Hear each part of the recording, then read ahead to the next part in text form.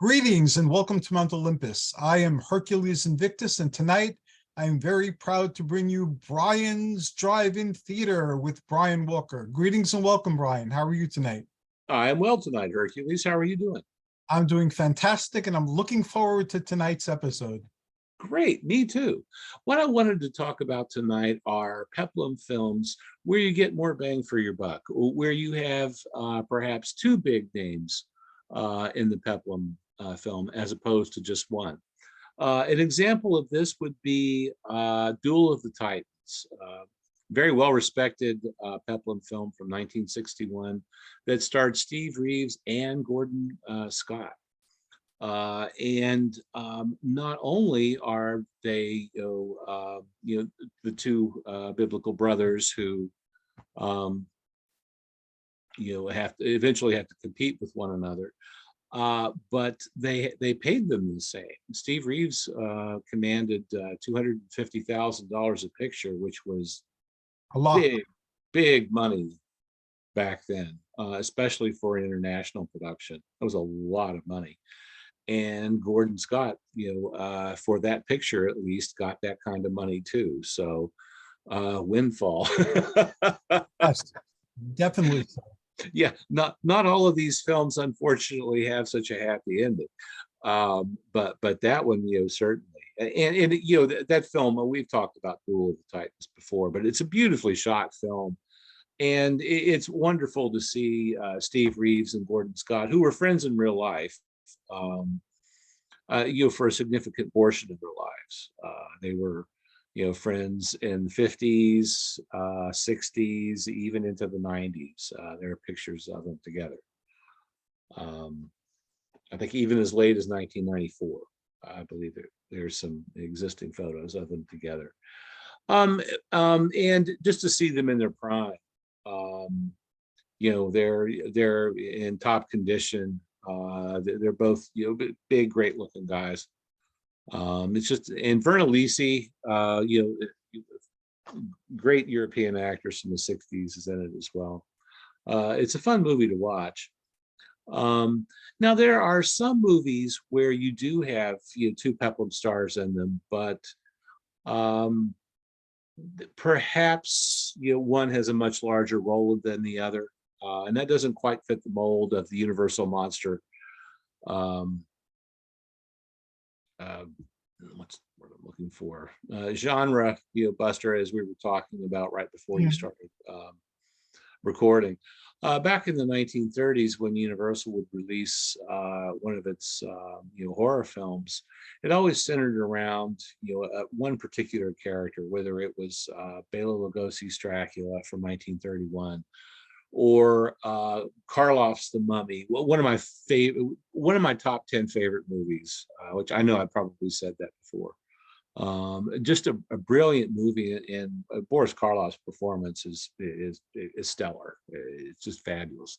But you only got one monster, for your 15 cents or whatever it costs to get into the bijou in the 1930s. Well, by the time the 1940s came around, monster movies were starting to fall out of favor because real monsters were running around Europe and Asia. You know what I mean? Yes. When something more horrific than Dracula or Frankenstein's monster is running around, your movies start becoming pale in comparison. So Universal would start stacking monsters in films, like Dracula. No, what's the name of the movie? Frankenstein Meets the Wolfman. It's the one I'm thinking of, from 1943, where you have Glenn Strange as the Frankenstein monster. You have Lon Chaney Jr. as the Wolfman, and although Dracula, the character, isn't in the movie, Bela Lugosi is in the movie as Igor. And to tell you the truth, he kind of steals the movie. I mean, he was a really good actor, and he milks the part for everything it's worth, every little bit of emotion. Does a really good job with it. But we're not talking about horror films tonight. What we're talking about are Peplum films. And as a genre moves on and tries to extend its life, oftentimes you will get more bang for your buck. You'll get 2 stars, as opposed to perhaps just one. You mentioned the superhero films, which just seem to be layers of different superheroes in them anymore. I'm not a big fan of that genre, that current genre. I don't hate it, but I'm kind of enough's enough. Can we have something else in the theaters there for a while? Well, I think because we live in a troubled world, these type of movies and these type of stories, I like that point. yeah, they start popping up when people feel in need of rescue. They feel that things have gotten out of control, so they need larger than life, heroes who are still very much identifiable with us, coming in and fixing things. So I think that's what the whole superhero thing is all about. And it's happened before, if not in the theater, it's happened in comic books and in books and things like that. So I think we got that because a world is the world that it is. But I believe that once these crises have passed, the genre too will recede back into the places in the popular imagination where it dwelt before. Well, that's a really interesting point that you make too, is that I think particularly for Americans, we almost have to have a hero. Mm-hmm. And I think maybe that's just a cultural thing, but I think other cultures sort of enjoy them too. Americans almost have to have one. Not that we, a British film, for example, could have a despicable protagonist. I enjoy things like that. I think it makes for great comedy. But it leaves a lot of Americans cold if they can't, excuse me, like the protagonist. And I don't find that necessary. A protagonist is a protagonist, whether, excuse me. I tell you, I had COVID 3 months ago, and that cough it is so persistent. I know exactly what you mean. I have the same persistent cough. Every now and then out of the blue, it'll just come and seize my respiratory system. And it's a dry cough. Yes. Excuse me. It's okay. It's a dry, unproductive cough, and those are bad. And I've shaken COVID off other than that, but this cough it just pops up every once in a while. Yeah, for me too. I know what you're talking about with the genre stacking. In the Peplum genre, they did that too. And some of my favorite movies were like Samson's Mighty Challenge, which had just about everybody in there represented. And that was kind of like a comedy as well.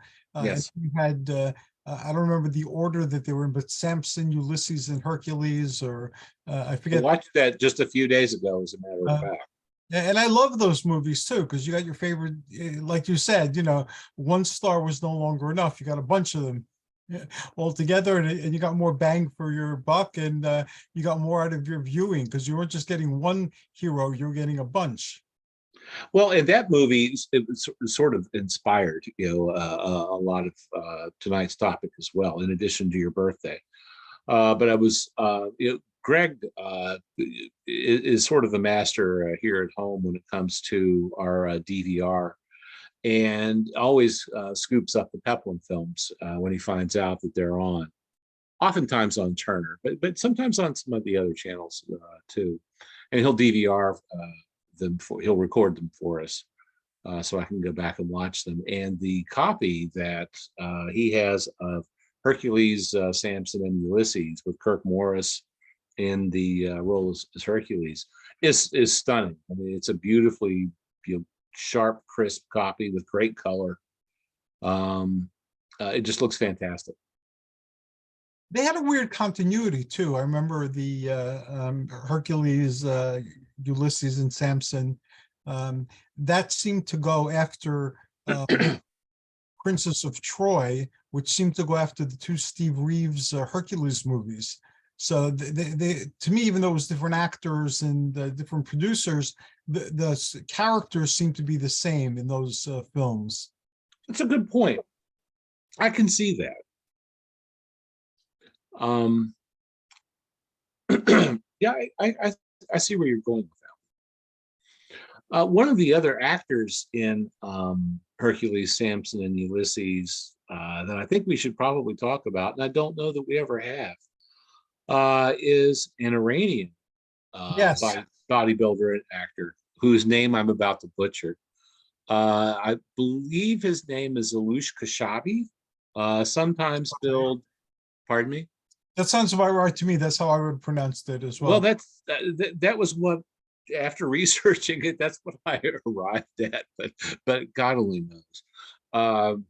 I struggle enough with English anymore. But he was in a few Peplum films, actually in a lot of Italian movies over the span of about 40 years. And he was kind of an interesting actor, and you made kind of an interesting Peplum star too. He looked very different with the beard than he did. He's clean shaven in Hercules, Samson, and Ulysses because he's not Hercules, So Right. he's Samson, so he's got to be, clean shaven.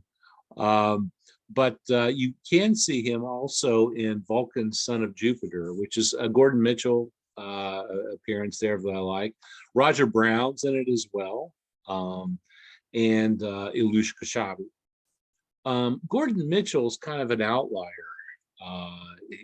in my little theory about stacking films with more than one star, in that Gordon Mitchell appeared in sort of a wide swath of Peplum films, and you never knew. I mean, he might be in 2 scenes, 5 minutes, gone.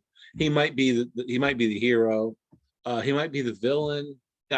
He's just going to be somewhere in the movie, whether he has the main role or he has a small supporting role. So Gordon Mitchell pops up everywhere, and Roger Brown's in a surprising number of them as well, where you have two actors dueling, and your favorite, Yes, Sergio Chiani, Alan Steele, aka. Yeah, he came up through the ranks. He's in yes, the original Hercules, and looks enough like Steve Reeves to be his double, which he was. yes, And if you see him, with the beard and profile, you can kind of see it. I mean, I'm sure he made a really good double yes. uh, for Steve Reeves. And he also had a bit part in the Steve Reeves movie as well. That if you blinked, you missed it. But True, he was in true. there. He had a name too. I don't remember what it was offhand, but But then he moved on to the Brad Harris movies with Samson, mhm. where he's the the sidekick, and he has a better role, better role. And then finally, he gets to be the protagonist. He gets to be the star of the movie. I like people who work their way up through the ranks. I find that really commendable. And we've talked about this before, but he seems to really enjoy Yes, his, and that probably comes from working his way up through the ranks. Finally making it, finally being a star. And he got there, and he probably thought, well, I know this isn't going to last long, but I'm going to ride this out for all it's worth, and have a good time and enjoy it. And it really comes through in his performances, I think. yeah, I think so too. Like we've talked about this a bunch of times. Like um, Steve Reeves, he was kind of like the wooden, solemn, stiff Hercules, and it worked. And he created the look and the general personality that was copied in all the Hercules movies. But Reg Park, he was kind of like, I'm the strongest guy in the world. I can relax. So he was always taking a nap, during an adventure at an inopportune time, and he always seemed like he was going to laugh off whatever was going on, except when he put his arms in the air and called on Zeus, for whatever reason. But Sergio Chiani was always like happy-go-lucky and chipper, and it's like, hey, I'm Hercules, I'm having a great time while I'm here, as you said. Yeah, it's really fun to see what each actor brings to the role. And it might be something of it might be something of their personality, something of that nature. Whether it's hey, I'm here and I'm going to enjoy it, or as you pointed out with Reg Park, hey, I'm Hercules, why should I sweat it? I'm going to kick my feet up and relax, and then jump in at the last minute when necessary. And you're right. Steve Reeves was a very formal Hercules, but there again, that's the one everybody remembers too. Yes. The virtuous, the moral to a fault Hercules, and like I said, that's the one that kind of sticks with me the most. Although I like the more fun-loving ones like Sergio Chiani or Alan Steele. They are a lot of fun. Mhm. Mhm. Yeah, And and we're going to be revisiting them in a current project. All the lesser known but still vitally important Herculeses that revolve around a particular theme. So I'm going to enjoy working with you on that. yes, and there are several of them. Kirk Morris did a number of Peplum films, and excuse me. And I mentioned Gordon Mitchell had been in probably more than anybody else, really. If you count film titles, I mean, he might not have been the protagonist every time, but he was in there somewhere, somewhere in the background. And Gordon was a really good actor too. Some of this, some of these actors were great to look at. Others really built upon their craft and did a fine job.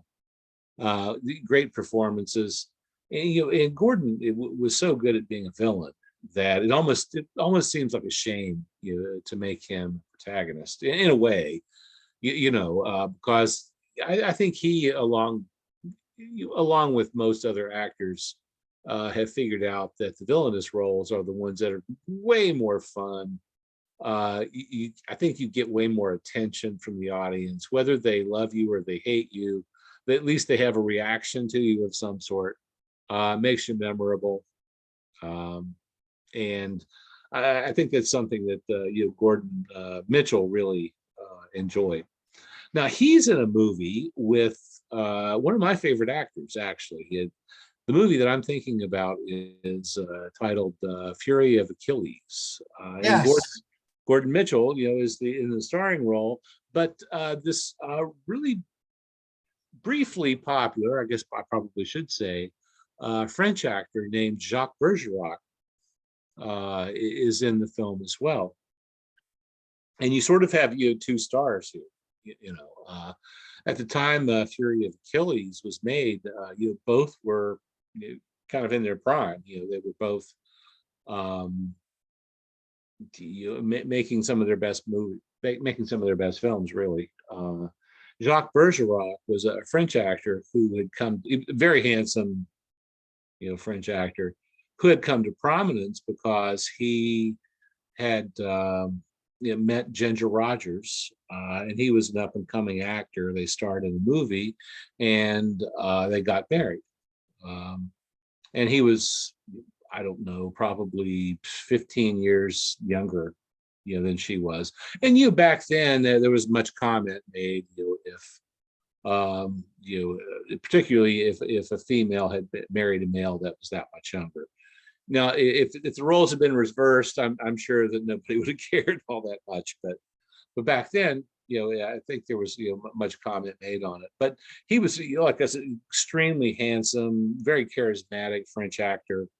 You kind of saw where Ginger was coming from, in a sense. They weren't married very long, however. He went on to marry Dorothy Malone, the beautiful blonde actress from the 50s and 60s. who was a big star at the time that they got married in the late 1950s. When they got divorced in the early 1960s, she accused him of sort of marrying up, using women, using these actresses for their fame. And uh, You might have, it, yeah. well, yeah, but I think, isn't that something that you do in Hollywood? You know, isn't that why Ben Affleck and Jennifer Lopez are married? You know what I mean? Mhm. You sort of one helps the other, right? You know what I mean? It keeps Yes, I keeps your name in the tabloids. That's a good thing. I didn't even know he was married to to Jennifer Lopez. Yeah, they got back together. Though I don't know, a few years back, and they, they had been together early 2000s. They made a terrible film together. They broke up. He married Jennifer Garner, the actress from Alias, who's from West Virginia, as a matter of fact.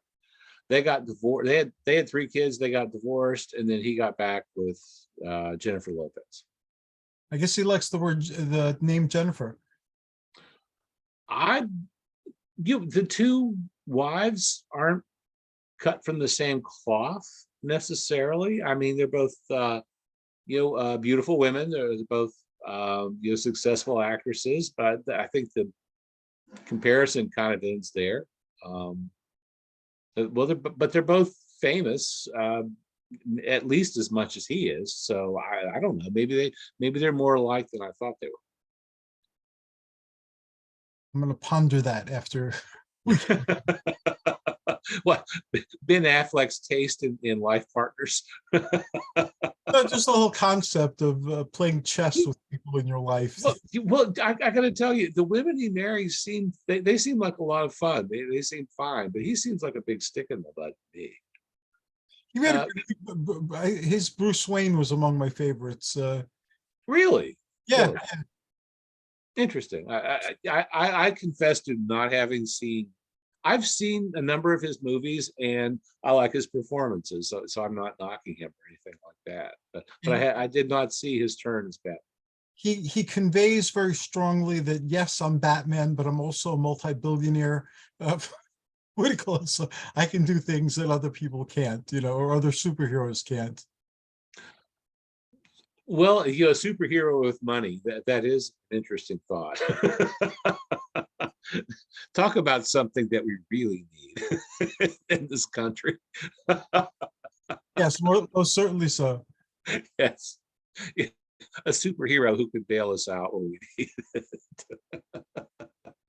And save the economy. well, uh, uh, anyway, I don't know how we got to Ben Affleck. I think that was my fault. Yeah, I've seen a number of his. I remember watching Dazed and Confused. Yes, I think it's about 30 years old.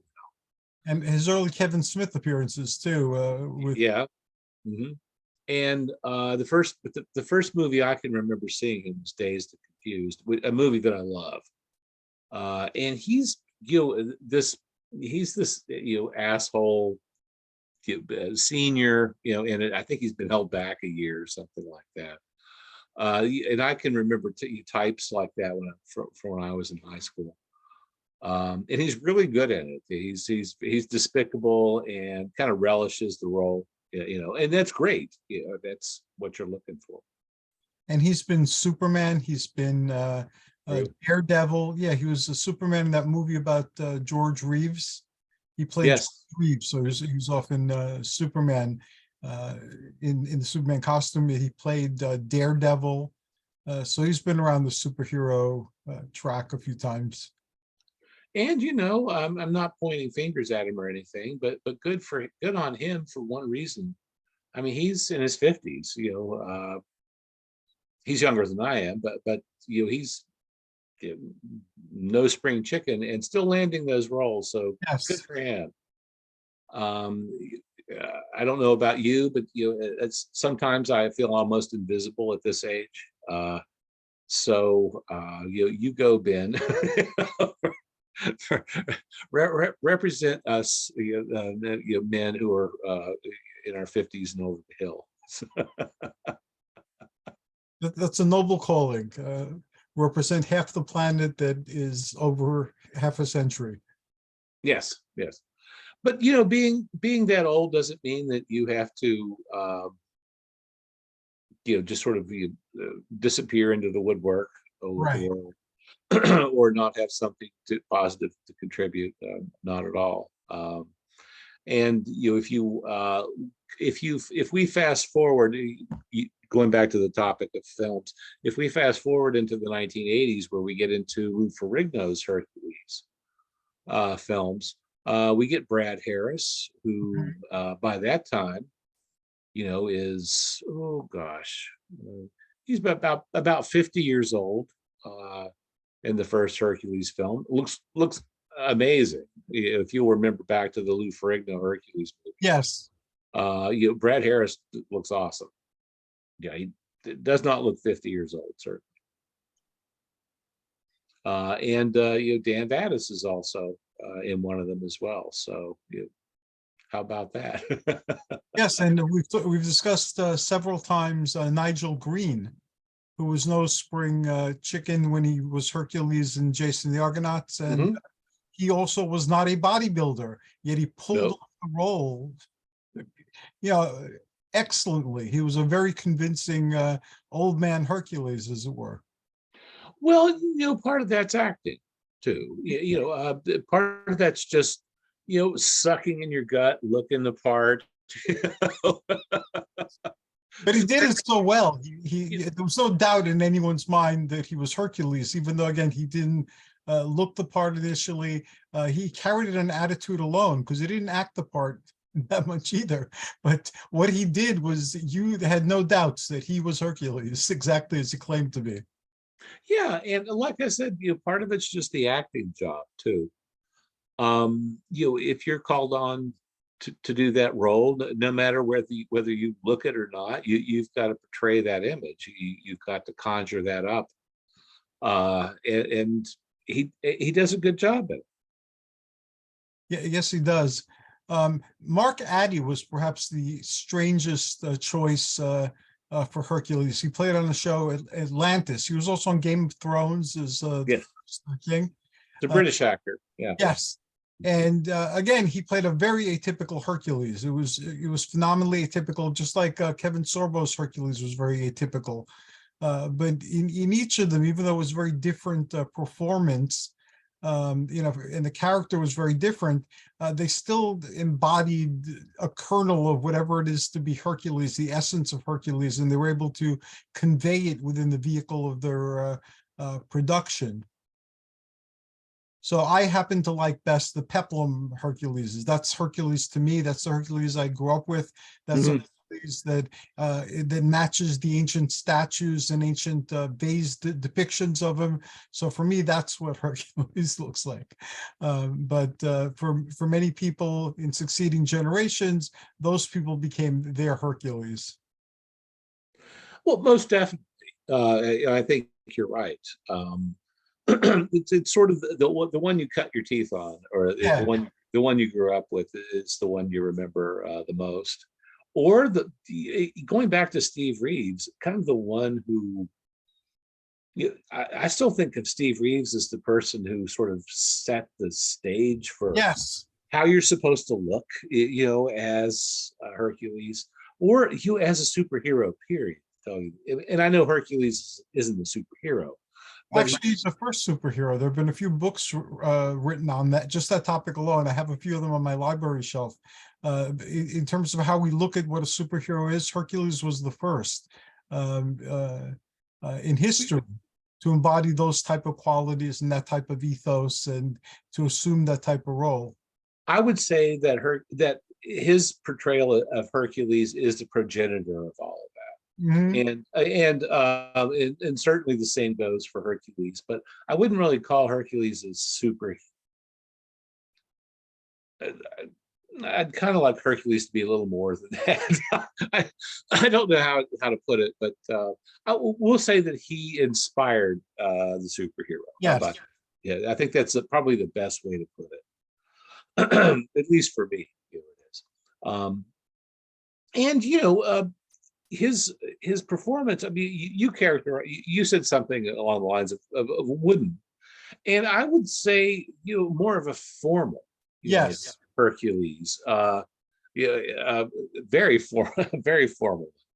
As a matter of fact. But I can sort of that's kind of the performance that I think of when I think of Hercules too, at least right off the bat. I mean, when it comes to different actors and their portrayals of it, yeah, they're global differences. But when I think of just the character Hercules, I immediately go to Steve Reeves. That Yes, me guy. too. And I think everybody else should too. I really wish contemporary audiences I can't say that some of them haven't done that, but I really wish contemporary audiences would go back and take a look at some of the seminal texts. Go back and watch the original Hercules Mhm. with Steve Reeves, and see how it's done. The movie is really, it holds up. I mean, it's well shot, it's well acted, um, it's directed well, it's edited well. Why not do a Fandango event or something like that? With it, and how about a restored print of some sort, and start showing it again. Try to invigorate some of these audiences. If if American cinema is looking for a hero, hey, Right. find it from 65 years ago. At some point here in my town, because I do things in my town, I'm pretty active. Yes, you are. The theater about showing some of the old Peplum films that are in the public domain, including Hercules. Hmm. And unfortunately, the pandemic slowed things down, and then the theater closed. So that became that. But I think that would have been a great thing also, to have a movie theater playing some of these movies, to have some sort of event tied into some of the restaurants, just like the Greek restaurants or the Italian restaurants, and do like an event. So I'm still contemplating that. And now that things have started up again after the pandemic, it's still a reality, but it's no longer an emergency, from my best understanding, and people just doing things. So I might pick up that banner again and start waving it around, see what happens. Well, when I was a kid, there was a pizza parlor that my parents used to take me to occasionally, called Shakey's, which it was a chain. And they used to, this was in the days before VCR, so this is how old I am. At Shakey's, they used to project silent films onto the walls, and they would have like 2, 3, 4 projectors, depending on how big the restaurant was.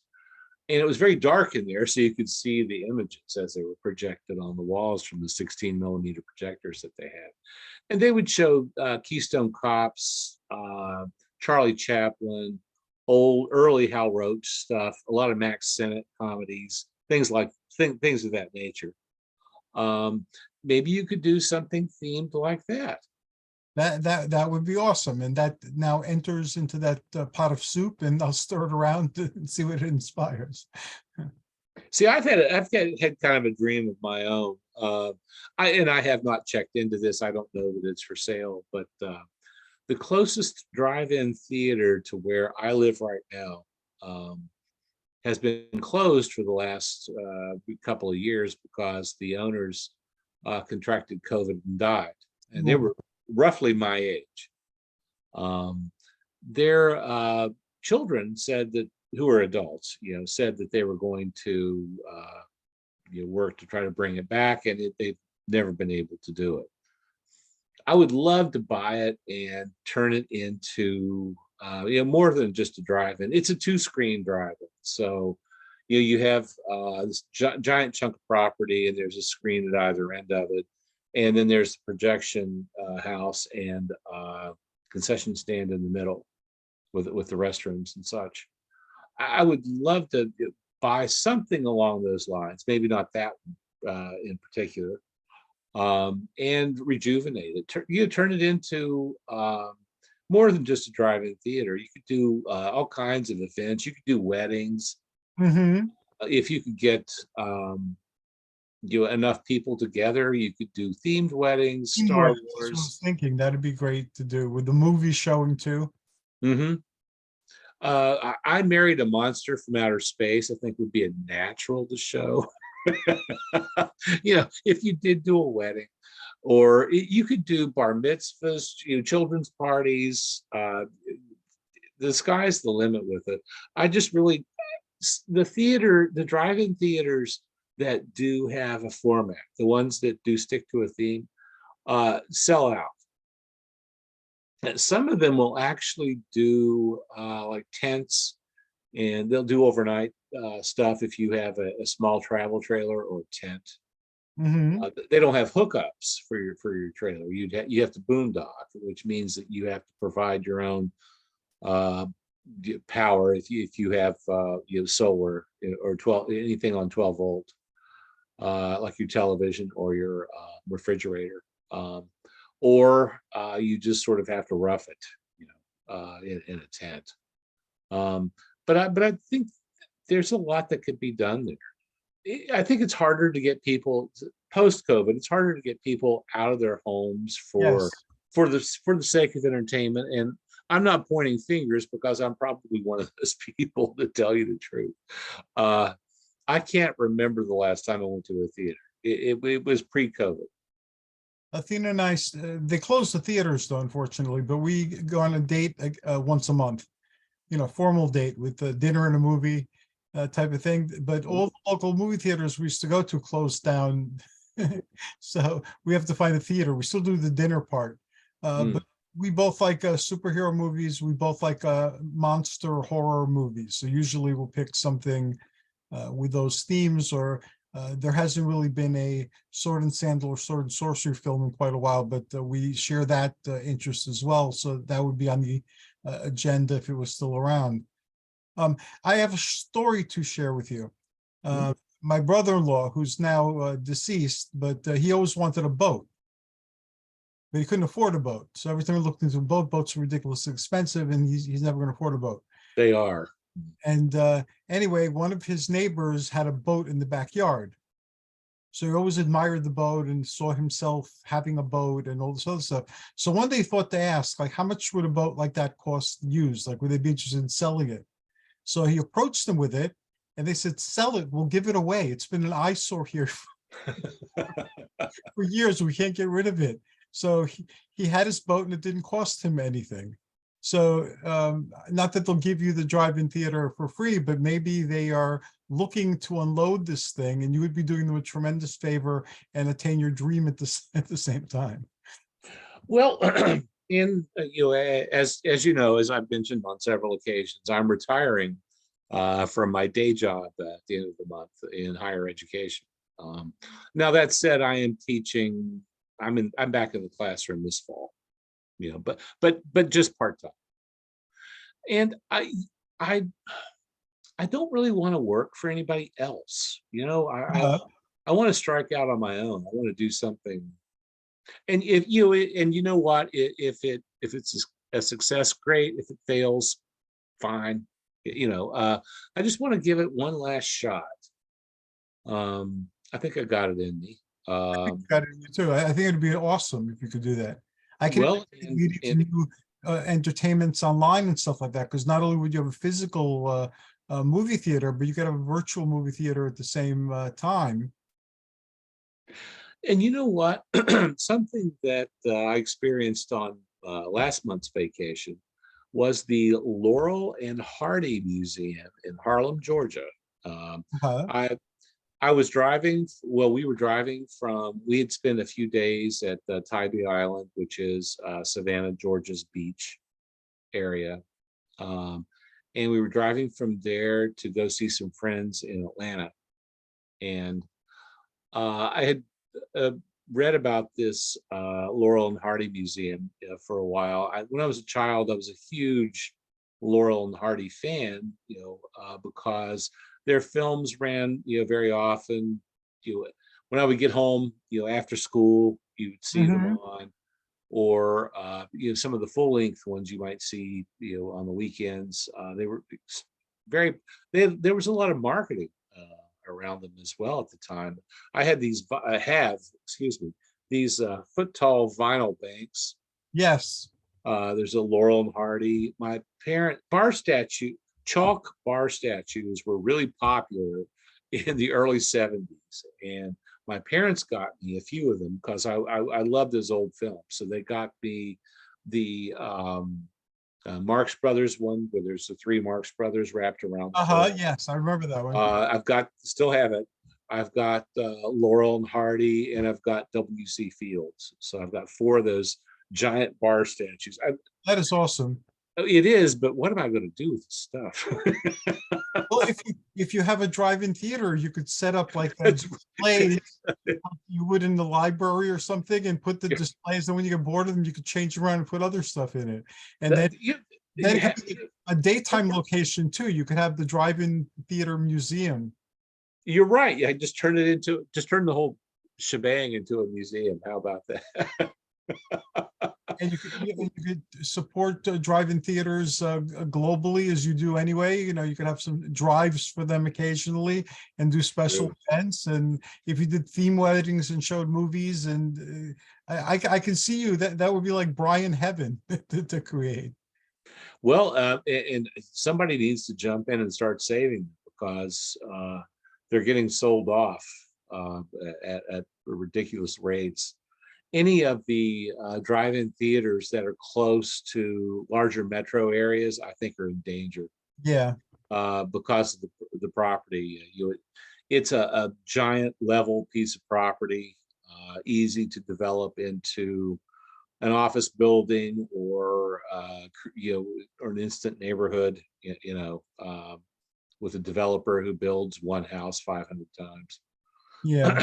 And the one that I was talking about is that scenario is never going to happen to it because it's kind of an out in the middle of nowhere.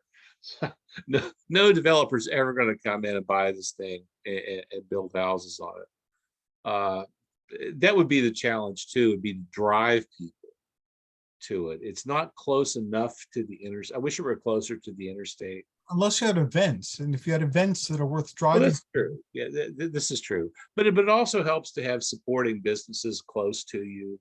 That you, things that kind of harken back to the mid-century. Let's say a drive-in restaurant or something like that would be. Yeah, a restaurant would be good. Even a flea market type place that sells memorabilia. Well, there's a drive-in here. Well, in this general area. Well, it's about 35 minutes from where I live right now. It's called the Comet Drive-In Theater. It's in southwestern Pennsylvania. They do. They're open like Friday, Saturday, Sunday. I think maybe it's Thursday, Friday, Saturday. But I think on Saturday and Sunday mornings they have a flea market. So they're working both sides of the fence there. In Pennsylvania, that's what the drive-ins used to do. They'd hold flea markets on during the weekends, during the daytime. So it gave people a reason to come there. Yeah. And then there were plenty of restaurants in the area. And then you had to drive in at night, so it kind of became an all-day thing that drew people out. And the flea market, because people are always looking for cool things at the flea markets. So that used to fill up, and then you could come watch a movie later on at night after all the vendors are gone. Well, and I think the clientele for both are very similar. For people who do go to antique stores, flea markets, things like that, they're appreciative of things from the past. Yes. Typically, and I think for people who do go to drive-in theaters, I think much could be said. Much the same could be said for them. Now we've reached the 10 o'clock point, but we can continue if you wish. Sure, certainly. I always enjoy speaking with you. So we'll keep going for a while more. Anyway, I do think that in retirement, I'm going to try to. I like teaching, so I'll probably always want to do that. But Insofar as doing something, I don't want to just sit home and watch soap operas and game shows. I want to actually do something with my time. That's the whole point. I could have just stayed in my office and done what I do longer. Mhm. But this is my last chance, and I want to make something of it. And you know what? If I fail, so what? That's exactly how I feel too. I'll be 65 next year, and then I'll officially be a senior. Depending on who you talk to, it slides from anywhere from between 60 and 70, what being a senior is, but 65 is kind of like the traditional number. And I'm trying out different things to see if I can reach a place where I can do more of the things that I want to do. Because I work for other people. If I can't book something with my adventure things, I'll take bookings from other people. And I do enjoy what I do much better than what I do, for other people, although I enjoy and I'm grateful for what I do for other people as well. But I have a passion for Greek mythology and for ancient Greek occultism, I guess you would call it, and spirituality and all that. So I'm finding more and more opportunities to do that. And the podcasts help a lot because I love the Peplum genre, as do you. And every single episode I can have on this is not only a joy for me because I get to talk to wonderful people, but it's also I'm sharing some of one of my life's great passions with other people, who may be interested in learning more or just like listening to the shows. We've cultivated quite a fan base. I get people contacting me from all over the place, from all over the world, commenting on the shows. I don't know what their numbers are, but it's very satisfying. And in the Peplum groups that we have on Facebook, there's over 30,000 people in the Peplum groups alone. And they're from all over the place, from countries where you wouldn't think they would join a Facebook Peplum group. So that's very satisfying too. You have people from all over the world who, whatever else they're involved in, one of their life's passions is sword and sandal genre. And that's very satisfying to know that you're communicating with all these people. Well, it's also satisfying to know that no matter where you are in the globe, you'll be able to find somebody that you share a common interest with. Yes. I think that's the biggest lesson learned. Out of all of this is that community isn't necessarily the person that's next to you. Correct. It used to be, and that's the way we were programmed, to think. But these days, not so much. And you can find commonality among people who are half a world away, which I think is awesome. And you can share stories with them. You can compare interests. You can find out just how much you do have in common. And the entertainment that you like, I think, says a lot. And entertainment does cross cultural boundaries. And you might, one culture might like we'll take superhero films. One culture might like them for a different reason from what I would say that most Americans get out of them, but the mutual love of it's still there. Yes, most certainly so. And with the internet too, although the places that are neglected eventually do disappear, there still are a phenomenal amount of ruins of people's efforts to do something with not only Peplum, but with other topics as well. And if you have some time to explore the internet, you can often stumble onto these things. And now that they have you could visit the internet from the past and find things that are definitely no longer there. That opens the door to a lot of interesting places you could stumble into that have been long since abandoned and have disappeared for most people. The Internet Archives. So it's always exciting, and there's always something new, even if that something new is over 20 years old, and you stumble across it. But not only is the internet focused on being new, it's been around for long enough now so that it can be a museum. That's very true. And it's one of the things that I like about it. It's nice being able to go back and rediscover the past, and maybe indulge in parts of it that you weren't able to appreciate back then, or didn't have the time, or didn't have the means, to appreciate it. But it's there, and you can certainly see it now and access it, from the comfort of your home.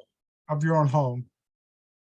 Which is, I don't know about you, but as a child growing up, and we had either, depending on where we lived, we either had an antenna or we had cable television. But either way, you only had, if you were lucky, like 6, 7, 8 channels, Yes. something like that. And now you have hundreds of choices. I don't think it's any better than the 6, 7, or 8 channels that we had back then. But there are differences. And, if you don't like any of that, you can just strike out on your own, download what you want to see, pop in a DVD if you are a physical media fan like I am. Me too. And now it seems that many people are clamoring for physical media because the streaming companies, including the big ones like Disney, are removing content or cutting and re-editing content, and purists are up in arms, and as they should be. People who bought into a streaming service so they could watch these old things and now can no longer watch them, they're up in arms. So a lot of people are clamoring for physical media because this way, at least you could buy it, you can own it, you can watch it whenever you want. Mm-hmm. What I am going to do when whomever manufactures DVD players announces that they're not going to make them anymore, is I'm going to buy a stack of them. I'm going to buy like 5. Me too. Something I should have done with VCRs, Me too. and I didn't do, because if I had done that with VCRs, have you looked at eBay for working VCRs and what they're worth? No. It's shocking. I wish I'd bought a room full. I wouldn't have to worry a bit about finances and retirement if I'd done that, because you can still sell them, especially if it's new old stock, if it hasn't been used before. Well, rare VHS tapes too. VHS tapes, they used to be able to get in the 50-cent bins in most places. Mm-hmm. Now they're going for like the hundreds, in the hundreds. They can, yeah. So yeah, I'm going to buy lots of DVD players when they stop making them too. I'm going to buy a stack of them, like at least 5, and that'll carry that should carry me through the end of life, I would think. Because I didn't really, we have a Blu-ray player, but I didn't really upgrade a lot of my films to Blu-ray. I don't have anything on 4K. I didn't have anything on HD. And I doubt if I'm going to get any of the 3D TV, systems. So DVD is kind of like where I drew my line. Mm-hmm. Again, because of age. I'm not going to keep rebuying the same collection I have, or as much of it, over and over and over again. Did that with VHS, did that with DVD, and that's kind of it. Unless there's a special edition on Blu-ray. Well, and if you're like me, I've got some DVDs that are 25 years old. Me too. But when I put them in, they still play. Well, not only that, they look fine, and if I had and I have some Blu-ray, quite a bit of it. But if I compared it to like a new Blu-ray disc of the same film, I'm sure it would look different, but these things don't work that well anymore anyway. So if I can't see that much of a difference, then why do I need to buy the special 4K edition? You know what it used to, I used to laugh all the time, and I couldn't believe that they did it, and I couldn't believe that anybody fell for it if they fell for it. They used to show you, like, from VHS what DVD would look like on VHS though. So they show you a regular standard VHS image, and now look at it, look at the same thing on DVD. And the DVD they started doing with Blu-ray. It was like, if you could duplicate that on VHS, why couldn't you have done that from the beginning instead of developing a new format to show, a better picture? Well, I started out on VHS, but I had some friends who were Betamax Yes, fans, and the Betamax did look better. I mean, it really did. yes, it did, But but it didn't last. well, I went with VHS because the tapes were cheaper. That's Yes. the only that's exactly the reason why I went with VHS back in the early '80s. Yeah, I remember in the early 80s, I decided to purchase a VHS machine when the Conan came out. It was So '82. yeah, around there, I bought Oh, Conan for $80, the tape, well, you and paid a lot for that VCR because it's it's like roughly been 500 on. for the VCR. And back then, 500 was worth a hell of a lot more than it is today. So that was a major purchase. My first VCR, I want to say, was 800 bucks. It was a lot. I ordered it too, you know, and but it was stereo though. It was Mhm. one of the first stereos, um, because I had read an article, I think in Rolling Stone, about how you could record music and had very little loss in terms of sound quality on Betamax and VHS. And I bought um, it had Dolby noise reduction, which Oh, yes. you never hear Dolby anymore, do you? But Yeah.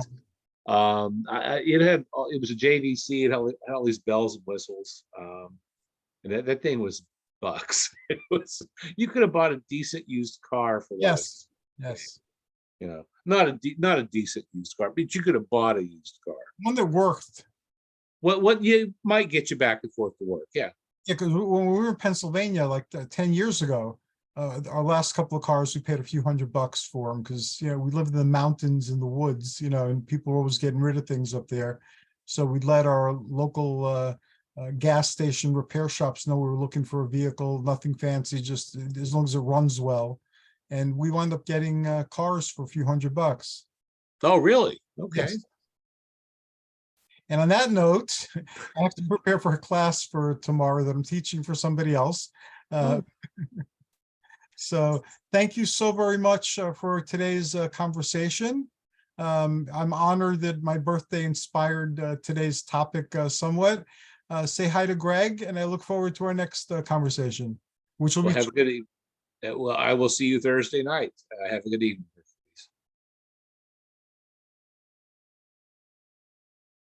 Oh, I thought you were going to finish the sentence. Okay. Thank you, everybody, for tuning in and listening. I finally figured out how to put things on YouTube where it doesn't have to start at midnight. I discovered a new button. So this will be on earlier than midnight tonight. Take care, Brian. Thank you again so very much. Good night, Hercules. See you Thursday.